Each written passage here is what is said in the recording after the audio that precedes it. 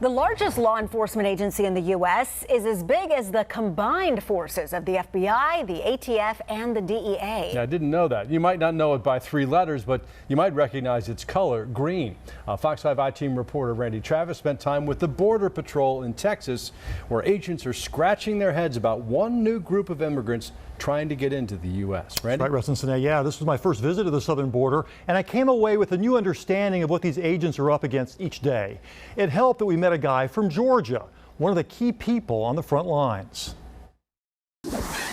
Basically, it's just a constant cat and mouse game where they're looking for the next way to beat us. We're more than 1,000 miles from Shorter University in Rome, Georgia, where Laredo Sector Chief Jason Owens earned a master's in accounting. But there are days when he looks across the Rio Grande, hears the gun battles with drug cartels, and realizes the Peach State is a world away. These are highly equipped and highly capable adversaries that are causing all kinds of havoc in those border communities on a daily basis, and it's right next door to where we live. Inside their command center in Laredo, agents chase down phone tips, monitor 48 fixed camera feeds. But coverage only stretches for about 40 miles. The Laredo sector is responsible for 170 miles of the Rio Grande. Would a wall work here in Laredo for you? Yes. It absolutely would. Anything and everything. We have 170 miles of border with Mexico in the Laredo sector alone. Right now, I have 0 border wall. The Rio Grande was high and moving fast the week we spent in Texas. Mexicans came to their side of the river to toss in fishing nets and stare back. The Border Patrol says a smuggler can take only minutes to get someone across in a raft, where they can make it into the woods and quickly meld into the community. I think people who have not been down here to the border don't understand how easy it is to blend in with the population on the American side of the border once you cross. Oh yeah. Laredo is a very is a thriving community. For the Border Patrol, that means constant boats on the water, birds in the air, and a lot of boots on the ground. You know, it's fresh. Someone just walked through here. Agents showed us the evidence of a smuggling route. Wet clothes tossed for dry ones, water bottles, and something they call foot sign, how smugglers work to literally cover their tracks. We've seen blowers.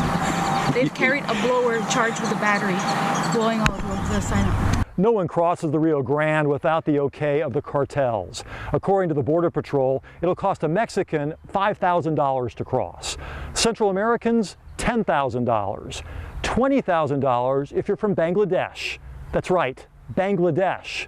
Since October, they've apprehended more than 200 Bangladeshis in the Laredo sector alone. It's becoming a huge area of concern for us because the question becomes, why are they coming across? What is their intent? Is it just to seek the American dream or the American way of life? The potential for threat is definitely there when you're talking about somebody from a country with known terrorist nexus. And Owens has no doubt some are still getting through. The Border Patrol operates a network of 34 checkpoints along the major roads leading miles away from the border. That's how they found this tractor trailer full of immigrants near Laredo last month. But they don't have enough time or agents to thoroughly check every vehicle. Here's what happened when we went through. Morning. Morning to Razor. Oh, good. Morning. Morning, you citizens? Yeah, we're all Americans. Thank you.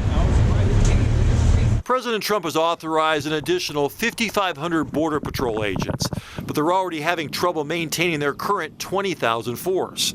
Some new hires have wound up secretly working for Mexican gangs or the cartels. Others accused of raping immigrants or killing them and covering up their murders.